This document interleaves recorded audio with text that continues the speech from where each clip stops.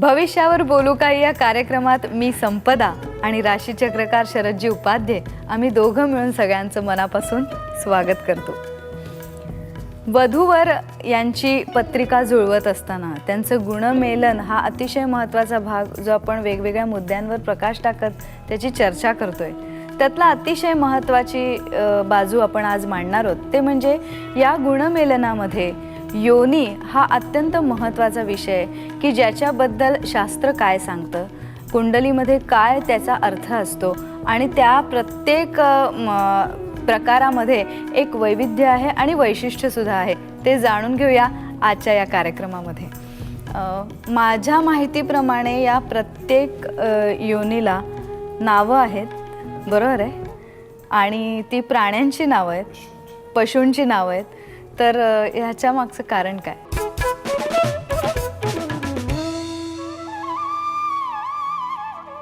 तू पंचांग सहज उघडलंस ना, ते 36 गुणांचं एक कोष्टक असतं वधूवरांचं.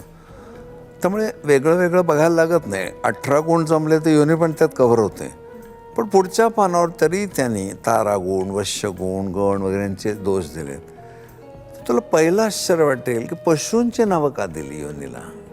तुम्ही तुमच्या पत्रिका काढून बघा, पत्रिकेमध्ये तुमची पण योनी लिहिलेली असते. असं बालकस्य योनहू आणि मग ते पुढे लिहिलेलं. श्वानयोनी, गजयोनी, अश्वयोनी, सर्पयोनी, मार्जारयोनी, मुंगूस योनी, ही सगळी पशूंची नावं दिली आहेत. आश्चर्य वाटतं तुला. आपल्या ऋषीमुनींच्या सखोल जाण्याचं कौतुक आहे. त्यांचं म्हणणं उत्क्रांतीवादाप्रमाणे आपण असे चालू आहेत ना पशूमधनं. त्या पशूंच्या ठिकाणी कामवासना जास्त असते. मनुष्याचं कसं विविध विषयात तो गुंतलेला असतो म्हणून तो का सारखं मादीकडे बघत बसत नाही. पशूंमध्ये आहार, निद्रा, भय, मैथुनमच. तर पशु ज्या तऱ्हेचा शृंगार करतात ती शृंगाराची पद्धत त्या माणसामध्ये असते जी योनी लिहिली आहे ती. उदाहरणार्थ मृगयोनी खूप डिसेंट योनी आहे. शकुंतलेच्या हातात मृग आहे, कुत्रा नाही आहे. मृगयोनीचे लोक खूप रोमॅन्टिक, आणि रोमॅन्टिक म्हणताना स्पष्ट बोललं पाहिजे आणि तरुण मुलामुलींना कळलं पाहिजे शास्त्र. रोमॅन्टिक म्हणजे डायरेक्ट शरीर संबंध नव्हे, आपल्या जोडीदाराबरोबर प्रियाराधन करणं, प्रणयाराधन करणं. प्रत्येक प्राण्याची वेगळी पद्धत आहे. कोणात कुजबूज आहे, कबुतरामध्ये गुटरगुम आहे. मनुष्य प्राण्यामध्ये बोलणं आहे, आणि बोलण्याशिवाय ती मादी उत्तेजित होत नाही. मानवी मादी कुठलीही स्त्री पटकन समागमाला तयार होत नाही. तिला एक बॅकग्राऊंड लागते आणि ती नवऱ्याचं कौशल्य असतं. पाचसांसुद्धा सगळं लिहितं. मग हळूहळू बोलता बोलता बोलता तिला खूप छान वाटायला लागतं आणि तिची अर्धी तयारी मेलनाची या बोलण्यामुळे होते. त्याच्यानंतर मग ज्यावेळेला ती प्रणोत्सुक होते आणि प्रत्यक्ष शरीरसंबंध होतात त्याला त्या प्राण्याचा आविष्कार जाणवतो. मृगयोनी अतिशय डिसेंट शृंगार करते. त्याच अगदी विरुद्ध अश्वयोनी, आपले श्वानयोनी. श्वानाचा शृंगार रस्त्यात दिसतो आपल्याला. म्हणजे इतकं काही विरुद्ध हा भाग आहे सगळा. मग श्वानयोनी म्हटल्यानंतर ज्या नक्षत्रांची योनी आहे जर बघितलं तर मूळ, आश्लेषा ही उग्र नक्षत्र त्यांची श्वानयोनी. वृषभेमध्ये रोहिणी आहे, मृग त्यांची मृगयोनी आहे, डिसेंट योनी आहे ती. सर्पयोनीचा मुलाचा जर प्रेमभंग झाला तो डूक धरतो, त्याला सुखाने जगू देत नाही. गजयोनी थंड कामी. गज कसं चालतं ना, हाती चाले अपने चाल. ती गजयोनीच्या व्यक्तीला लग्न नाही झालं तरी हिस्टेरिक होत नाहीत ते. मार्जारयोनी ओरखाडे काढतं. श्वानयोनी जशाची अश्वयोनी आहे. घोडा एक उमदं जनावर आहे. तो घोडा हा असा उमदं जनावर असल्यामुळे त्यांचा शृंगार पण उमदा असतो, राजबिंडा शृंगार असतो, पद्धत आहे शृंगाराची. हे इतकं इंटरेस्टिंग आहे. पण हा शृंगार वैयक्तिक पातळीवर प्रत्येकाचा अंधारात चालू असतो म्हणून लोकांना कळत नाही. ऋषीमुनींना कळलाय तो. असं एक अश्वयोनीचा एक डौलदार माणूस, त्याची पद्धत वगैरे, राजबिंडा असं. मग आपल्या पत्रिकेत जी योनी लिहिली आहे ती पशूंचा तो स्वभाव आपल्यामध्ये असतो. मग तुम्ही सहज अशी पत्रिका बघितली, श्वानयोनी दिसली तर त्याचं बघणं स्त्रीकडे किंवा स्त्रीचं पुरुषाकडे बघणं आपल्याला कधी कधी किळस वाटते की तुम्हाला एक नजर दिली आहे परमेश्वराने तर एक डिसेन्सी सुद्धा पाहिजे ना. ठीक आहे, तुम्हाला एखादी व्यक्ती आवडली, आवडलेली कलाकृती आपण छान बघतो कौतुकाने, कौतुक दिसत नाही त्या नजरेमध्ये, एक तऱ्हेचं हपापले पण दिसतं. आणि बायकांना एवढा सिक्स सेन्स असतो नजरेचा, ताबडतोब त्या ओळखतात नजरेवर नाही काय आहे. इथे मला एक प्रश्न तो विचारला होता, मला आठवत आहे की दृष्टी हा प्रकार असतो का वगैरे वगैरे. खरंच असतो तो. नजरेतनं सगळं डोळे प्रत्येकाला आहेत, नजर वेगळी. म्हणून एक बाई नवऱ्याला घेऊन डॉक्टरकडे गेली होती डोळ्यांच्या. तर म्हणलं, बाई तुमच्या नवऱ्याच्या डोळ्यात काही दोष नाही, मग म्हणे वाईट नजरेने का बघतात हे, तर त्याने विचारलं होतं.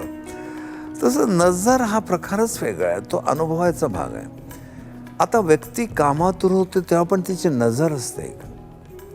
आता हा एवढा मोठा योनीचा सगळा भाग शास्त्रोक्त असल्यामुळे त्याने काय केलं, विचार केला, मार्जार आणि उंदीर शक्यच नाही जमणं, शत्रू आहेत ते बेसिकली.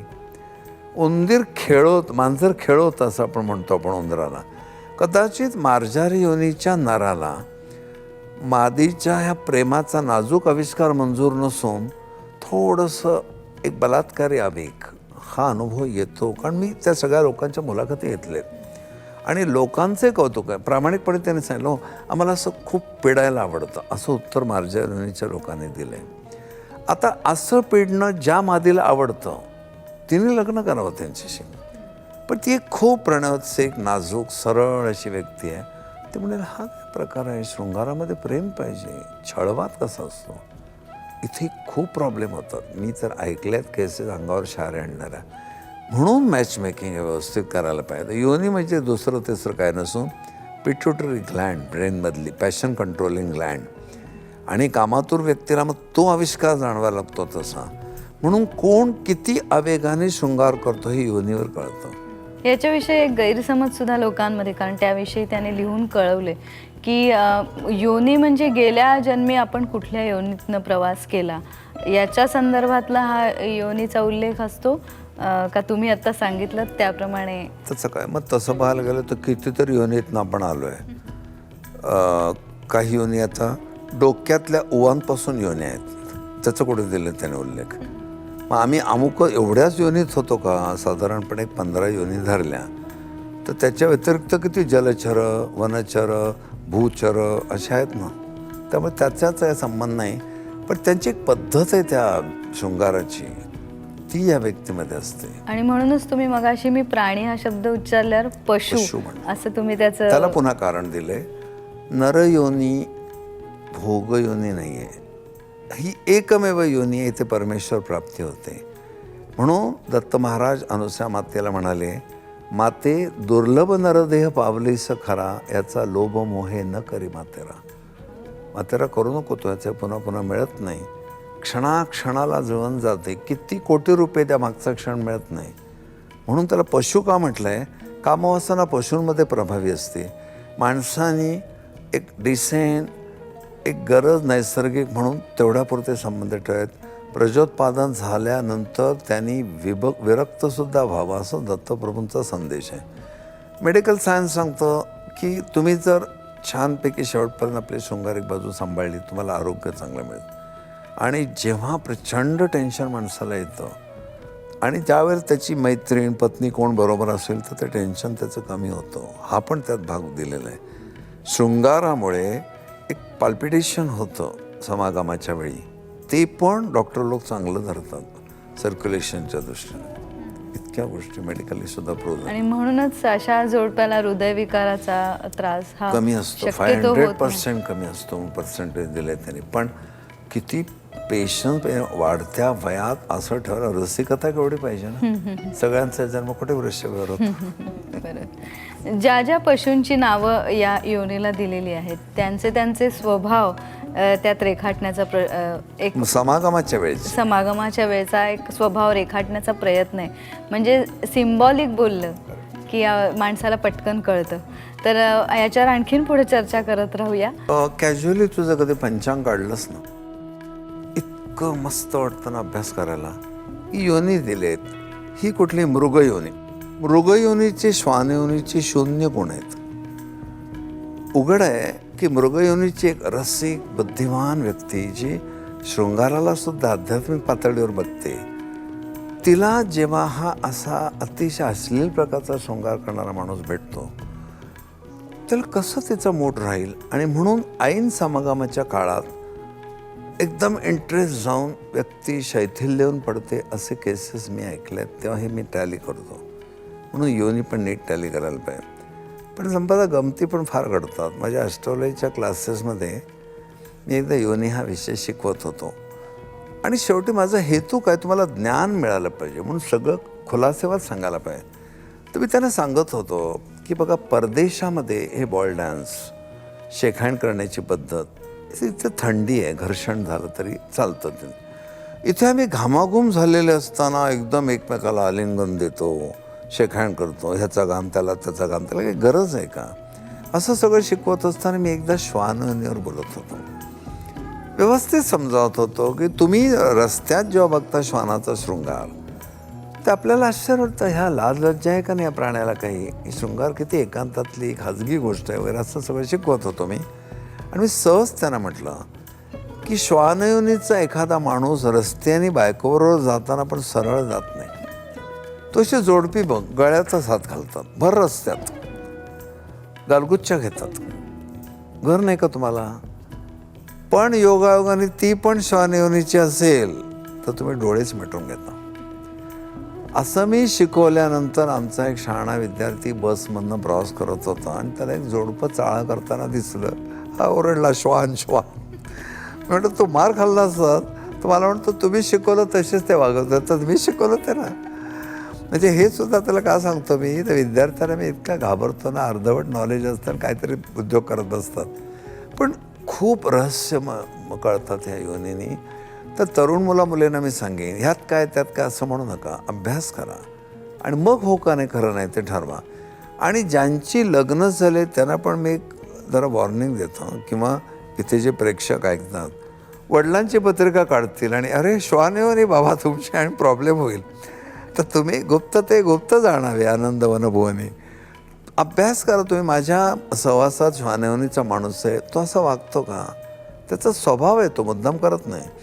मृगयोनीच्या व्यक्तीला एक ऑब्झर्वेशन ठेवा, कारण हा अगदी खाजगी वेगळा भाग आहे, कोण कोणाला सांगणार नाही.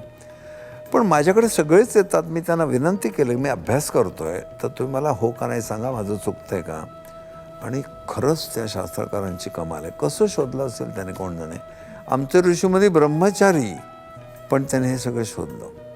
आणि ह्यातनं मला इतकं महत्त्व त्याचं वाटतं, मुलगी लग्न होऊन जेव्हा पहिल्यांदा माहेर येते तेव्हा आई बघायची अपाद मस्तक बघते तिच्याकडे आणि तिला एवढंच विचारते, बाळ ठीक आहे ना सगळं? तर ठीक आहे मध्ये हा भाग पण असतो. मग आपली मुलगी सुखात आहे की नाही, किंवा माझ्या मुलाला मी एवढं लग्न करून सून आणली आहे घरात, जमतं ना दोघांचं? प्रत्येक आईवडिलांचा पहिला विचार हा असतो. संसार करत करत जबाबदाऱ्या हा नंतर येतात. पण ही बाजू जर भक्कम असेल ना तुमची, तर पुढे उतारवयामध्ये आठवतं आपण सुरुवातीच्या काळात किती एन्जॉय केलं, कुठे गेलो होतो, कसं. हा पण एक महत्त्वाचा भाग आहे. आणि ज्यांचं तेच विस्कटलं आहे त्यांना उर्वरित आयुष्यात आनंद मिळाला ना तरी वाईट वाटतं. याचं उदाहरण देतो म्हणजे कळेल. एका मूर्ख ज्योतिषाने मकर राशीच्या मुलीचं लग्न झालं आणि काही कारणाने तिला पत्रिका बघून सांगितलं, तुझं मॅरिड लाईफ फक्त 17 दिवस आहे, नवरा जाणार. त्या मुलीने पण हा कोण लागून गेला, मृत्यू कोणाला सांगता येतो, काहीतरी शहाणपणा करतो. पण तिने पण एकदम मनाला लावून घेतलं, कोणाला बोलली नाही. हनीमूनला गेली, नवऱ्याला जाणवलं व्यवस्थित वागत नाही आहे आणि तिला टेन्शन. रोज सकाळी उठल्यावर बघायची आहे का गेला, इतकं तिच्या डोक्यात ते टेन्शन होतं. 17 दिवस झाले, काही झालं नाही. पुढे ती त्याच्याशी चांगलं वागायला लागली. तो म्हणाला, तू माझ्या आयुष्यातले मंतरलेले दिवस फुकट घालवलेस, आणि त्याने घटस्फोट घेतला. आपण योनी हा आज चर्चेसाठी विषय घेतलाय की जेव्हा गुणमेलन पाहिलं जातं वधूचं आणि वरांचं, तेव्हा हा अत्यंत महत्त्वाचा भाग आहे, ज्याच्याविषयी चर्चाही झाली पाहिजे, ज्याची माहिती आपल्याला असली पाहिजे. म्हणून पुन्हा एकदा नवा प्रश्न घेऊन मी वळते शरदजी, की याचबरोबर प्रत्येक राशीचा एक स्वभाव धर्म असतो आणि हा नमूद केलेला योनी, तर याचे काही स्थान की अमुक राशीला हे असतं तमुक. आता एक विचार कर, वृश्चिक राशी आपण डिस्कस केली होती, खूप कामातूर आहे. त्यात पुन्हा जर श्वानयोनी आली त्यातल्या एखाद्या नक्षत्राची, तर ती त्याची ग्रॅव्हिटी किती वाढेल. आणि एखादी कर्क राशीची छान नक्षत्र आहे आणि त्याची आली तर तुलनेने कमी होईल. पण शेवटी कामातोरणाम न लज्जा न भयम, ती स्टेज ही पशूंचं नाव बरोबर दिले, कारण हे पशूंचं काम आहे कामवासना उपभोगणं वगैरे. मनुष्याने जन्माला येऊन नरदेहाचं चीज करावं ही संकल्पना आहे म्हणून पशूंची नावं दिली आहेत. पण शेवटी प्रजोत्पादनासाठी म्हणून एक काहीतरी आहे. जसं तहानच लागलं नाही तर पाणी कोण पिणार, पाणी नाही प्यायलं तर शरीर शुद्ध होणार नाही. म्हणून या देवी सर्व भूतेषु क्षुधारूपेण संस्थिता, देवीच्या कृपेने भूक लागते म्हणून आपण जेवतो, पंचभौतिक देहाला गरज असते अन्नाची. तसं ही कामवासनेची योजना प्रजोत्पादनासाठी आहे. पण शास्त्र पाहायला गेलं तर तरुण मुलींना लग्न करताना ही कल्पना असलीच पाहिजे का माणूस माझ्याशी कसा वागेल, कारण ही इतकी नाजूक आणि खाजगी गोष्ट आहे. दैववशात एकदम विरुद्ध काहीतरी त्याचं वर्तन असेल, ध्यानीमनी नसताना विलक्षण पशुसारखा वागत असेल, सगळ्या स्वप्नांचा चोराडा होतो. एवढं खोल जाऊन भविष्य बघायला पाहिजे. नॉर्मली लोकांची टेंडन्सी आजचा दिवस कसा जाईल, वर्ष कसं जाईल, लकी नंबर काय, अमुक करा, ग्रहण कोणत्या राशीला चांगलं, असं कुठे असतं काय. ग्रहण म्हणजे अंतराळामध्ये पृथ्वीची छाया पडते, त्यातनं चंद्र जातो, संपला विषय. म्हणजे लोकांना गुंगवून टाकणं असं नको, सखोल ज्ञान द्या, खरं खोटं लोक बघतील. बरोबर. आता जसं तुम्ही मृग या योनीबद्दल सांगितलं, वृषभ असं राशीबद्दल सांगितलं, पण याच्या व्यतिरिक्त ज्या राशी आहेत की ज्या कामोप्रवृत्त जास्त होतात किंवा कोणी शांत आहे, तर या सगळ्यांनाही जगण्याचा हक्क आहेच. आपलं जीवन सुफल संपूर्ण करण्याचाही हक्क आहे. तर याच्यावर तुम्ही काही मार्ग सांगता का? माणसासारखं जागा, पशूंसारखं. निसर्गाने प्रत्येकालाच ह्या भावना वासना दिल्या आहेत, पण त्याच वेळी तुम्हाला एक मन दिलंय, पलीकडच्या व्यक्तीचा विचार करण्याचं मन दिलंय. म्हणून तुला आश्चर्य वाटेल की ज्या वेळेला लग्न होतं त्याला इमिजिएटली शरीर संबंधाची अपेक्षा माणसाने करू नये. मी तरुण पिढीला काय सांगेन, तुमचं लग्न झालं ना, पहिल्या दिवशी तुम्ही खूप छान बोला एकमेकाशी, कारण ती सर्वस्वी तुमच्या भरोश्यावर घरी आली. लिटरली खऱ्या अर्थाने माया प्रेम हे तिला द्यावं की बघ आपण आता दोघे आयुष्यभर हातात आणून जायचंय, माझा स्वभाव असा आहे, तू ॲडजस्ट कर वगैरे. केवढं पहिल्या दिवशी तिला बरं वाटेल फ्रेंडशिप. दुसऱ्या दिवशी थोडंसं मधुर बोलणं, मग हळूहळू करा, हे ठीक आहे. पण नॉर्मली असं होत नाही, म्हणून योनीला पशूंची नावं दिली. आणि यामुळे जे आपल्याला स्वभाव त्या विशिष्ट पद्धतीचा कळतो, त्यानुसार आपल्याला धक्काही कदाचित कमी बसू शकतो. आणि यातनं तुटणारे संसारही म्हणजे जास्त संख्या कमी होईल त्यांची. म्हणजे हे एकूणच हे उचलून वाचून फेकून देण्यासारखं नाही, प्रत्येक वेळेला मार्गदर्शक आहे, ज्याच्यासाठी आपला कार्यक्रम आहे. एक साधा विचार कर, कुत्रा म्हणजे श्वान कितीही कामातूर झाला तरी तो श्वानाच्याच मादीकडे जातो, मांजरीकडे जात नाही. जंगलामध्ये वाघाची मादी वाघाकडेच जाते. तसं आपण एक आपला नर आणि आपली मादी शोधावी. ती तुम्हाला कळत नाही म्हणून ह्याचा आधार घ्यावा. माझे हे स्वभाव आहेत, मला हे आवडेल, त्याच्यात आहे ते. तुम्ही नुसते प्रोफेशन काय त्याचं आणि सर्व्हिस कुठे आणि आई वडील काय आणि मग हे नाही. मला ह्याच्याबरोबर खूप समरस व्हायचं आहे. मग ते समरस होणार का, विरघळलं जाणार आहे का, ते बघावं. मला याच्यानं आठवण झाली, चक्रवाढ व्याजाची गणितं असायची आणि ते पाहिले आणि ते शब्द ऐकले की घाम फुटायचा. पण जसं ते जमायला लागतं तसं ते गणित सोपं वाटायला लागतं. जसे अनेक विषय हाताळून आता आपल्याला कुंडली हा प्रकारच मुळी सोपा वाटतोय की काय, आणि त्याच्यात तेवढंच तथ्य आहे याची जाणीव होते. मग मला जसं गणिताचं प्रेम लागलं तसंच आपल्याला या मार्गदर्शक ठरणाऱ्या भविष्याचंही प्रेम लागलंच पाहिजे. आपण अशीच पुढे वेगवेगळ्या विषयांवर चर्चा करूया, पण आज इथेच थांबूया. धन्यवाद.